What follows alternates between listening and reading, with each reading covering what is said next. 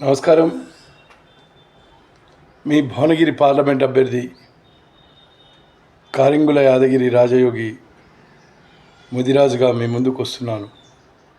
Please Bhuvanagiri voter మహాశైలారా, ఒక్క vote వేయండి, 10 మందికి చెప్పండి. నేను 1,00,000 మందిని స్వయంగా కలుస్తున్నాను.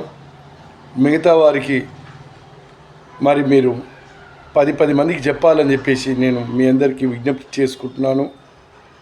మారుమూలలో ఉన్నటువంటి గ్రామాలైనటువంటి అన్ని గ్రామాల ప్రజలకు నేను తెలియజేసుకుంటున్నాను. మిత్రులారా, శ్రేయభిలాషులారా, ఎస్సీ, ఎస్టీ, బీసీ, మైనార్టీ, అగ్రవర్ణాలు ఉన్నటువంటి అన్ని వాడకట్లల్లో ఎంపీ నిధుల నుంచి వాటర్ ఫిల్టర్స్, వాటర్ సంబంధించినటువంటి మరి నేను అక్కడ పెట్టించేసి వాటర్ దందాను నిర్మూలిస్తానని చెప్పేసి మీ అందరికీ మాట ఇస్తున్నాను. ఒక చిన్న విషయాన్ని మీకు తెలియజేస్తున్నాను. భారతదేశం ఎట్లా ఉండాలనో భువనగిరి పార్లమెంటు నేను తయారు చేసి చూపించాలని చెప్పేసి ఈ సందర్భంగా తెలియజేసుకుంటున్నాను. ఒక పల్లెటూరులో మామిడి చెట్లు, చింత చెట్లు, అల్లనేరేడు చెట్లు, కొబ్బరి చెట్లు, మేడి చెట్లు, వివిధ రకాలైనటువంటి చెట్లను పెట్టి ఆ ఊరు చుట్టూ ఒక ఆహ్లాదకరమైనటువంటి వాతావరణాన్ని చేసి ప్రతి పల్లెటూరులో ఒక 5 ఎకరాలు 3 ఎకరాలు ప్లే గ్రౌండ్ను నిర్మించేసి దాంట్లో జిమ్మును ఏర్పాటు చేసి ప్రజలకు అందుబాటులో ఉండే విధంగా గ్రంథాలయాలను కూడా ఏర్పాటు చేస్తానని ఈ సందర్భంగా తెలియజేసుకుంటున్నాను. మీ అందరూ నన్ను ఆశీర్వదించండి. నేను ఒక్కడే వస్తున్నా, ఒంటరిగా వస్తున్నా. BRS party, Congress party, BJP party, అన్ని పార్టీలు 100 కోట్లు పట్టుకొని మీ దగ్గరికి అభ్యర్థులు రాబోతున్నారు. నేను ఒక్క పైసా కూడా పట్టుకోకుండా ఖాళీ చేతులతోటి మీ దగ్గరికి వస్తున్నాను. మీకు ఒక మాట ఇస్తున్నాను. నేను మీ ఇంటికి వచ్చి మీకు సేవ చేస్తానని చెప్పి తెలియజేసుకుంటున్నాను. మీ గ్రామ పంచాయతీలకు ఒక సౌందర్యవంతమైనటువంటి అపురూపమైనటువంటి రూపాన్ని తీసుకొస్తానని చెప్పేసి కూడా ప్రతి గ్రామాన్ని ఆదర్శ గ్రామంగా నిర్వహిస్తానని కూడా, అభివృద్ధి పదంలోకి తీసుకొస్తానని కూడా భువనగిరి పార్లమెంట్లో ఉన్నటువంటి అన్ని గ్రామాల ప్రజలకు నేను తెలియజేసుకుంటున్నాను. నువ్వు ఏ పార్టీలోనైనా ఉండు, ఏ పార్టీ జెండైనా మోయి, ఏ పార్టీ బానిసమైనాగా, కానీ ఈసారి నాకు ఓటేసి గెలిపించాలని మిమ్మల్ని కోరుకుంటున్నాను. ఎందుకంటే నేను ఒక మార్పు కోసం వస్తున్నా. భారతదేశ దిశలను మార్చేటందుకు నేను మీ ముందుకు వస్తున్నా. అప్పులు లేని భారతదేశాన్ని నిర్మించాలని మీ ముందరికి వస్తున్నాను. నా దగ్గర ప్రణాళిక ఉంది. అప్పులు లేని భారతదేశం నిర్మించేటువంటి ప్రణాళిక ఉంది. భారతదేశ ప్రధాని గారికి నేను నా ప్రణాళికను సమర్పిస్తానని కూడా ఈ సందర్భంగా తెలియజేసుకుంటున్నాను. ఒక్కసారి 29 రాష్ట్రాల అప్పులు మాఫీ మీద సంతకం పెట్టేసిన తర్వాత ఏ రాష్ట్రం అప్పు చేయకూడదని చెప్పేసి చేయకుండా ఆ రాష్ట్ర పరిపాలన చేయాలని చెప్పేసి నేను ఒక కొత్త జీవోను కూడా ప్రధానమంత్రి గారితో తీసుకురావాలని చెప్పేసి చూస్తున్నాను. ప్రతి ఒక్కరి మీద ఇప్పుడు అప్పే ఉంది. పుట్టబోయే బిడ్డ మీద అప్పే చేస్తున్నారు.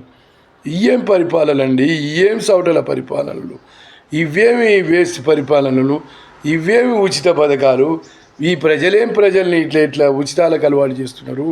ఇది న్యాయమేనా అని ప్రభుత్వంలో ఉన్నటువంటి ప్రజాప్రతినిధులను నేను ప్రశ్నిస్తున్నాను. వాళ్ళు పని చేసుకోవాలి. వాళ్ళకు కావాల్సినటువంటి వాళ్ళకు వస్తువులను కొనుక్కునే స్థాయిలోకి వాళ్ళని ఉద్యోగాలు ఇప్పించి వాళ్ళని ఒక అభివృద్ధి పదంలోకి తీసుకురావాల్సినటువంటి బాధ్యత ప్రభుత్వాల మీద ఉంటే ఈ ఉచిత పథకాలేంది, మీ ఏషాలేంది, మీ చక్కదనాలేంది? పోయినసారి గవర్నమెంట్లోనైతే ఈ గవర్నమెంట్ ఇప్పుడు నడుస్తున్నటువంటి గవర్నమెంట్లో ఈ ఉచిత బస్సు ఏంది, ఆడోళ్ళకు ఉచిత బస్సు ఏంది, ఈ చెత్త పథకాలన్నీ పెట్టి ఏం చేస్తారా నాయన ఈ రాష్ట్రాన్ని, ఈ దేశాన్ని అని చెప్పేసి నేను అడుగుతున్నా. బస్సులలో ఉచితం ఏందిరా నాయన, నీ బొంద ఉచిత పథకం రా నాయన, ఇది ఏం పథకాలు రా ఇవి? కరెంటు ఉచితం ఏందిరా నాయన, ఈ కరెంటు ఉచితాలేంది, ఈ బస్సు ఉచితాలేంది, గ్యాస్ బండ్లకు తక్కువైంది, మీరు ఎవరిని ఉద్ధరిస్తున్నారా నాయన అని చెప్పేసి నేను ఈ సందర్భంగా అడుగుతున్నాను. నేను ఎందుకు ఈ ఉచితాలు, చేతగాని ఉచితాలు, నకరేకల్లో ఉన్నటువంటి కాలేజీలన్నీ గోవిందా గోవిందా కొట్టించారు. ఒక్క కాలేజీ కూడా లేదు.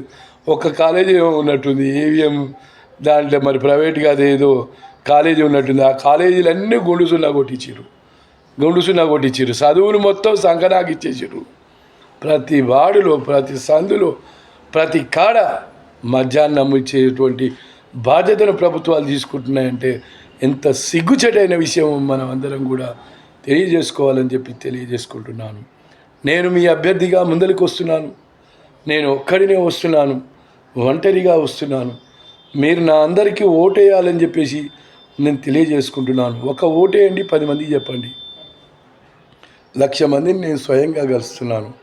మిత్రులారా, సరికొక్క మార్పుకు మనం నాంది పలకాలని కూడా ఈ సందర్భంగా తెలియజేసుకుంటున్నాను. ఒక ఇండిపెండెంట్ అభ్యర్థి మీ కొరకు, మీ అందరి కొరకు నేను వస్తున్నాను. నాకు వేమారెడ్డి గారంటే అమితమైనటువంటి అభిమానం. వేమారెడ్డి గారు అందరూ సమానం అని చెప్పేసి ఆయన పదజాలు, ఆయన చెప్పినటువంటి ఆ వేమన శతకాలల్లా ఎంతో స్ఫూర్తిదాయకంగా ఆయన స్ఫూర్తితో నేను ముందరికి వస్తున్నాను. మహాత్మా గాంధీ గారి అడుగుజాడలలో మేము ముందరికి వస్తున్నాను. సర్దార్ సర్వాయి పాపన్న గౌడు, ఆయన పేరు చెప్తేనే మరి ఒక వీరుడు, ధీరుడు. ఆయన ముంజకొడవలి పట్టుకొని తాళ్ళెక్కి ఆయన పోరాటం చేసినటువంటి మహానుభావుడు. పండగ సాయన్న ముదిరాజు, కొండా లక్ష్మణ్ బాపూజీ, కొమరం భీం, అల్లూరి సీతారామరాజు, భగత్ సింగ్, ఎందరో మహానుభావులు దేశం కోసం త్యాగాలు చేసినటువంటి మహనీయుల మార్గదర్శకంలో మీ ముందరికి వస్తున్నాను. ఈ చెత్త చెత్త చెత్త చెత్త రాజకీయాలకు స్వస్తి పలకాలని మీ ముందరికి వస్తున్నాను. నాకు ఒక్క ఓటు వేయండి, 10 మందికి చెప్పండి. 1,00,000 మందిని నేను గెలుస్తున్నాను. నేను నడిచే బాటలో ఈ 1,00,000 మంది కనుక నేను వేసిన విత్తనాలు కనుక జల్లితే, 10 మందికి జల్లితే 10 లక్షల మంది, ఈ 10 లక్షల మంది ఒక్కొక్కరికి జల్లితే 20 లక్షల మంది. ఈ నియోజకవర్గంలో ఉన్నదే 16 లక్షల మంది. ఈ 16 లక్షల మందికి నా యొక్క సందేశం పంపించాలని చెప్పేసి కూడా మీకు ఈ సందర్భంగా తెలియజేసుకుంటున్నాను. భువనగిరి ప్రజలారా, జ్ఞానులారా, మంచి వ్యక్తిత్వం ఉన్నటువంటి మహనీయులారా, మీ అందరికీ, ఓటర్ మహాదేవులందరికీ పాదాభివందనాలు చేస్తూ నేను మిమ్మల్ని ఒకటి అడుగుతున్నాను. ఇటు కమ్యూనిస్టులు, బీజేపీ వాళ్ళు అయితేంది, మరి కాంగ్రెస్ వాళ్ళు అయితేంది, బీఆర్ఎస్ వాళ్ళు అయితేంది, ఇది నాయన మీరు పెట్టిన పార్టీలు ఏం కాదు. ఇది మన తాత ముత్తాలు పెట్టిన ఏం కాదు, మన రక్త సంబంధికులు కూసి పెట్టిన ఏం కాదు. ఈ పార్టీలను నమ్ముకుంటే సంకనాకి పోతారని చెప్పేసి కూడా మీకు తెలియజేసుకుంటున్నాను. ఆస్తులు అమ్ముకొని బిచ్చగాలైనటువంటి వాళ్ళు ఉన్నారు. సర్పంచులు అయితే అలో లక్ష్మణ అని పోయిన గవర్నమెంట్ల వాళ్ళ అప్పుల పాలయ్యి ఇప్పటికి కూడా వాళ్ళ అప్పుల నుంచి కోలుకోలేదు. ఇప్పుడు కూడా ఏ అప్పులు ఉన్నాయని కూడా ఈ సందర్భంగా మీకు తెలియజేసుకుంటున్నాను. భువనగిరి ప్రజలారా, నాకు ఓటేయండి, నన్ను గెలిపించండి. నేను మీకోసం వస్తున్నా, మీ అందరి కోసం వస్తున్నా. నన్ను భువనగిరి పార్లమెంట్లోకి పంపిస్తే అప్పులు లేని భారతదేశాన్ని నిర్మిస్తా. బెంగళూరులోనట మొత్తం నీళ్లు లేక బెంగళూరే ఖాళీ అయిపోతుందట. అరే పిచ్చి, మళ్ళీ నేను కొద్దిగా ఓవర్గా మాట్లాడటం నాకు రాదు, కానీ నేను ఒక ముఖ్యమంత్రులకు నేను ఒక చిన్న విన్నపం చేస్తున్నా. ఏ పల్లెటూరుకు పోయినా చింత చెట్టు కనిపిస్తలేదు, ఏ పల్లెటూరుకు పోయినా మామిడి చెట్టు కనిపిస్తలేదు, ఏ పల్లెటూరుకు పోయినా మేడి చెట్టు కనిపిస్తలేదు, ఏ పల్లెటూరుకు పోయినా కూడా వేప చెట్టు కనిపిస్తలేదు. తాటి చెట్లన్నీ కొట్టేస్తుర్రు, ఈత చెట్లన్నీ కొట్టేస్తుర్రు, కొబ్బరి చెట్లన్నీ కొట్టేస్తుర్రు. అరే పిచ్చిన పులకల్లారా, ఈ చెట్లన్నీ కొట్టేసినాక మీరు ఏమి ఆధారంతో మీరు బతారని చెప్పేసి, అసలు మానవ మనుగడకు ప్రకృతే ఆధారం. అసలు ఆ ప్రకృతినే లేకుండా చేస్తున్నటువంటి మిమ్మల్ని చూస్తుంటే నాకు జాలేస్తుంది. ప్రియ మిత్రులారా, శ్రేయభిలాషులారా, నన్ను గెలిపించండి. నేను ఆ ప్రకృతికి ప్రాణం పోస్తా. మీకు తరతరాలు భారతదేశ చరిత్ర పుటాలలో ఈ భువనగిరి పార్లమెంటు స్థానాన్ని నేను అద్భుతమైనటువంటి మహానగరంగా తీర్చిదిద్దుతా. భారతదేశంలోనే కాదు, ప్రపంచ దేశాలన్నీ కూడా భువనగిరిని చూస్తే ఇట్లా ఉండాలి ప్రతి నియోజకవర్గం పార్లమెంట్ స్థాయి అని చెప్పేసి అనుకునే స్థాయిలోకి తీసుకొని పోతా అని చెప్పేసి ఈ సందర్భంగా మీకు తెలియజేసుకుంటూ నన్ను గెలిపించండి. అప్పులు లేని భారతదేశాన్ని నిర్మిస్తా. నన్ను గెలిపించండి. మీకు మరో ప్రపంచాన్ని నేను చూపిస్తా. నన్ను గెలిపించండి. మిమ్మల్ని అందరినీ అభివృద్ధి పదంలోకి తీసుకొని వస్తా. నన్ను గెలిపించండి. ఈ ఉచిత పథకాలు, ఈ చెత్త పథకాలు కాకుండా మీరు స్వయంగా సంపాదించుకునేటువంటి మంచి మంచి ప్రణాళికల్ని మీ ముందుకు తీసుకొస్తా అని చెప్పేసి తెలియజేసుకుంటూ మీ భువనగిరి పార్లమెంట్ అభ్యర్థి రాజయోగి కారింగుల యాదగిరి ముదిరాజు. ఒక్క ఓటు వేయండి, 10 మందికి చెప్పండి, ఈ వీడియోని షేర్ చేయండి. 1,00,000 మందిని కలుస్తున్నాను. ఆ 1,00,000 మంది ఇంకొకరికి చెప్పండి. 1,00,000 మందిని నేను కలుస్తున్నా, 10 మందికి చెప్తే 10 లక్షల మంది, ఆ 10 లక్షల మంది ఒకరికి చెప్పండి, 20 లక్షల మంది అవుతారు. అసలు నా భువనగిరి పార్లమెంట్ నియోజకవర్గం 16 లక్షల మంది.